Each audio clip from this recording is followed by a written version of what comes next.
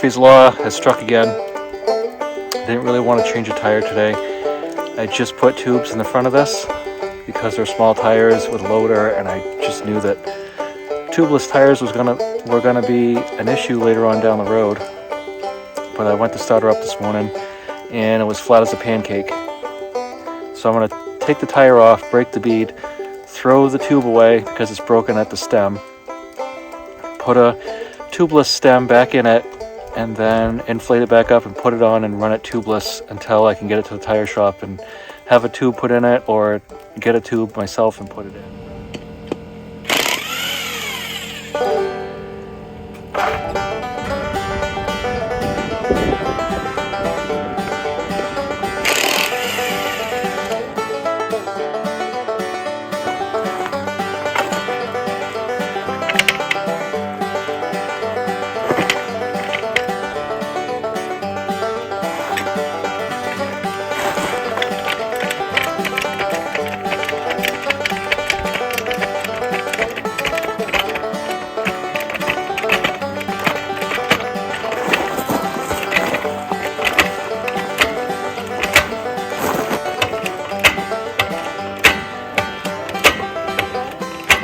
The trick here is not to reinvent the wheel. So use the tractor, use the weight of the tractor, front tires of the jack, takes it right off, no sweat. And so I just need to get off some of it here to get at the valve, and should be back in business.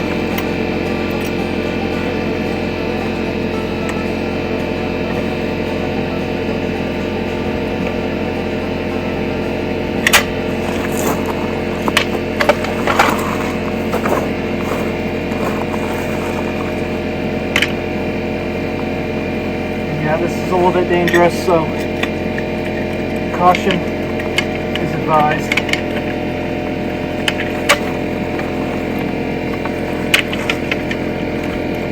Don't put yourself or your hands anywhere where you're going to get squished.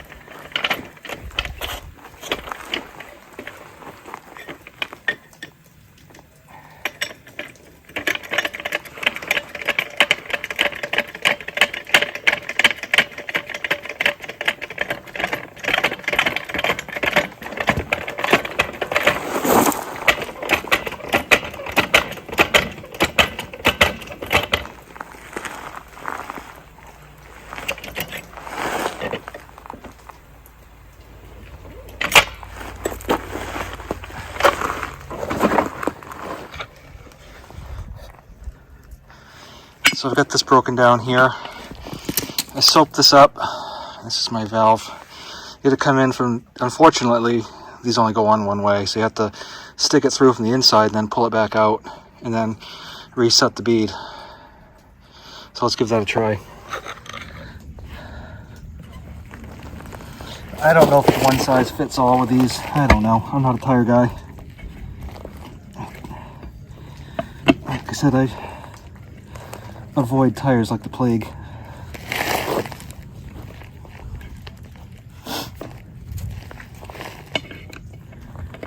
But I do know there's a tool. There's always a tool. There.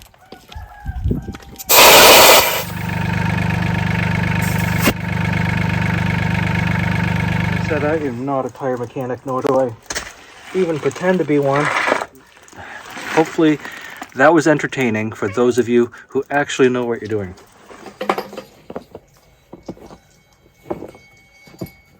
You can see by looking at it that they've done their favorite thing, which is to play with the heater, throw it on the ground, because that makes it work so much better, doesn't it?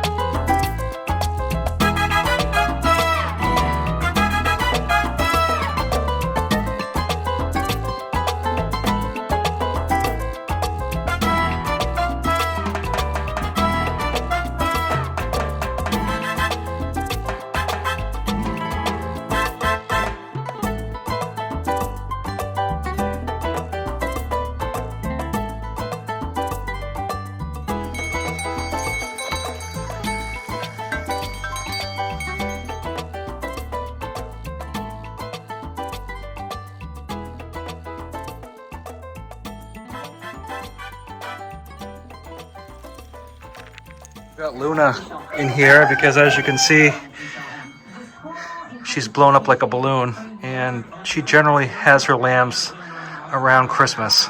And so, judging by that, I'd say she's pretty close. Her top hasn't sunk down. Her top hasn't sunk down, and right along the top of her spine, and by her flanks, what'll happen right before she lambs out is that'll suck in a little bit, and her belly will drop, and then you'll notice her back end will get a little bit more swollen. She's starting to get a firm udder, so I would say she's probably within a week or so, but we'll see. Definitely by New Year's, I think that she'll have some babies. One of my favorite questions that people ask is, do you need a rooster to lay eggs? And the answer to that is no. And additionally, they don't just crow in the morning, they crow whenever the urge strikes them, which is pretty much every 10 minutes or less. So I've got two. I've got this guy here and that one over there. So I've got an Easter egger and a salmon falvarel. And they're big guys. But I've got salmon falvarel hens that I'm going to cross him to in the spring. There's a few things that I want to talk about here in a second after I get out of this noisy chicken coop. But let's grab the eggs first while I'm here. The internet is full of a ton of misinformation, and YouTube is no exception. My family has successfully raised commercial poultry for 70 years, and there's a lot of misinformation in particular about winter raising chickens, and people will say you don't need light, and that's absolutely false. The days when they shorten, when you get around the winter solstice, which happens to be today, it's the shortest day of the year, and chickens naturally will stop or reduce laying eggs in the winter because, one, the days are shorter, two, it's so much colder that the chickens are using more of their energy to keep warm than they are to lay eggs, and three, chickens have a cycle of laying eggs, and they increase in the summer. When you have the summer solstice, as the days are longer, you get more eggs. And it's just a fact of nature that chickens will not lay as many eggs in the winter because, think about it, the purpose of them to lay eggs is to create baby chickens. And it makes absolutely no sense scientifically for a chicken to lay eggs and have baby chicks in the freezing temperatures. So over the course of time, chickens have evolved and they lay less eggs in the winter for those three purposes. Now, having said that, you can mitigate the reduction of eggs by a couple of ways. Number one, increase their daylight. And so I use natural light, like a greenhouse light that doesn't produce heat, and I set it on a timer so it comes on early in the morning. And the reason it comes on early in the morning is so that when darkness comes at night, it comes on slowly, and the chickens know it's time to settle down, and so they find their roosts and get settled. If you have the light so that it goes off after dark, the chickens are doing their business, the light snaps off, and then you've got all these birds willy-nilly. They have no idea where they are, and it's just creates havoc. So light first thing in the morning, and a natural light, not a heat lamp. Especially in these old barns, you don't want a heat lamp. So a light that emits sunlight, like a daylight bulb, is perfect. No heat, and then you've got the light fastened securely. It's not going to break. It's not going to fall down into your bedding, and it's not heat. So that's very important. The second thing that is super important is to feed your birds a high quality layer pellet or a crumble. I don't like mash because what happens is that as the chickens are eating, the mash comes out and it goes in the bedding. The chickens don't really see it, they don't find it, and so you're wasting a lot of feed. Now, historically, mash was cheaper, and so farmers would buy mash, and that was the reason for that. But crumbles or pellets, when the chicken's in there pecking and the stuff's going all over the place, it'll fall by the feeder and they'll get most of it. Now, I just can't emphasize enough how important it is to feed a high quality. And I'm not talking about top shelf premium feed, but I'm talking about a good quality feed. And I'm not going to knock on the box stores with their $10 chicken feed, but that's not what you want. It's garbage. It's bakery byproducts, and it's just junk. What you want to do is get, and I use Pool and Grain. It's root milled right here in New England, and it's got quality ingredients, and it gives them energy, it gives them strong shells, and it provides everything they need. And then, as you've noticed in previous videos, we grow our own corn here. So I put fresh ground corn and oats in everything. And what that ground corn does is that gives you a really bright egg yolk. It's not like the store-bought eggs where you crack it and it just goes like that. These ones will stand up and they're very, very bright orange. Now, the last thing I want to talk about with feed is whole kernel corn is junk. Do not feed your animals whole kernel corn, and I'm going to tell you why. Number one, check in, and you're just feeding them corn and it's coming right out the back in manure. So don't buy bags of whole kernel corn, because you're just building a manure pile. That's all it's doing.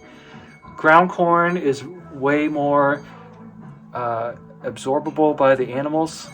They can use that energy. There's carbohydrates. That's what keeps them warm in the winter. Chickens, sheep, horses, cows, all of it. Now I've seen so much misinformation out there, and it makes my skin crawl to know that people are just absorbing all this garbage. It's absolutely false. And what I really encourage people who are starting out with chickens to do is not so much watch YouTube channels, because there are so many people on YouTube who bought chickens 6 months ago and now they're making YouTube channels and they suddenly know everything about chickens. No, the best place to learn about chickens is to go online and order yourself some good chicken keeping books. Hobby Farms used to produce, and they probably still do, a chicken magazine, and it was used to be every quarter, and I think you can get it every month now. And Chicken Magazine has a lot of good information in it, and it's not false. And so I just can't emphasize enough that when you are getting started in livestock, the most important thing that you can ever do is to get advice from professionals, and those professionals generally write books. And you know, I've seen on some of the Facebook forums people calling it my sheep's this and my cow's that. It's like, why are you not calling a vet right now? And then people are rushing to give like every answer under the planet on how to treat your animal. And I just want to say, unless you have the suffix DVM after your name, do not comment and tell this person how to treat their animal. You're not there. You don't know what you're talking about. You're only going by what they're saying. And I personally do not want to give somebody bad advice and have them lose an animal because I misjudged. Now, I've been around animals long enough. I know, and I know a lot of you have been around animals, and I know that if it's something that's happening in your situation, you're familiar with it, you can handle it. But there are so many people out there that they just don't know what they're talking about, and it's so cringy to me. So anyway, I'm sorry to run on about this, but it's just it's something that struck a nerve with me. And so please, if you've got an animal in distress, call a vet. A lot of them have after hours on-call people. Don't go on Facebook and ask for help. That's the worst thing you can do. And those of you who are starting out with animals, please buy some books, buy some good magazines, and ask general questions. That's fine. But when it comes down to life and death of your animal, Facebook and YouTube, that's not the place to go, folks. So anyway, I'm gonna get down off my soapbox. I got a couple more things to do, and I'm sorry if I'm a little Debbie Downer. I don't mean to be. I just I was triggered by some things that I saw. So please, I'm gonna beat a dead horse if I don't stop. So let's go on to the next thing now. My tire's still up, so that's a good thing. So the motor's all been stripped down, and I've got some dirt and a little bit of antifreeze here. That's why that looks a little cruddy, but it's coming along nicely. It's starting to look pretty good, I think.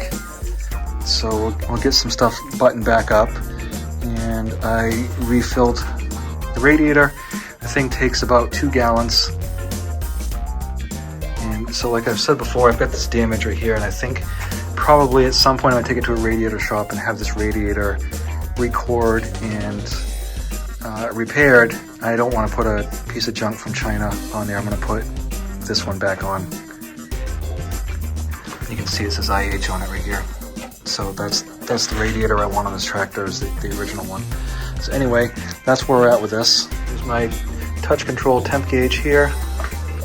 And I've got to hook that up and dress that all in nicely. And over here, I've got, when I took that garbage heater hose off, I put the temp gauge in. I mean, this is a C123 motor, so even though this tractor wouldn't have had a temp gauge on it, it does now. So I'll put that on, and I'm either going to mount it right here where it would have been if it had a radiator shutter, or I'll spool it back here somewhere and find a decent place for it. As mentioned before, I only do a few things at a time. I have not ripped all this off because that's just too many things for my OCD to handle. So we'll get the other side taken care of, and then we'll come over and work on this side. Steering wheel to put back on. I've got some work to do here with the operator station. I've got new springs for here, and I've got a new foot pedal cover, hood and tank, and so those will just be shined up a little bit. Those are in really nice shape. I've got a new fuel bowl, new fuel lines. So one of the next things I'm going to do is I've got some old power tools that have junky power cords on them. So we're going to change those out, and I'll show you how to take apart your power tools, change out the cords, and put new plugs on them so you don't electrocute yourself. That's about all I've got for today. I hope all of you who celebrate Christmas have a safe and happy Christmas. For those of you who celebrate other holidays, happy holidays, and I will hopefully talk to you soon after Christmas. Thanks for watching. If you haven't already, take a moment, please, and subscribe to the channel. I'd love to have you along for the journey, and I'll talk to you soon. Thank you.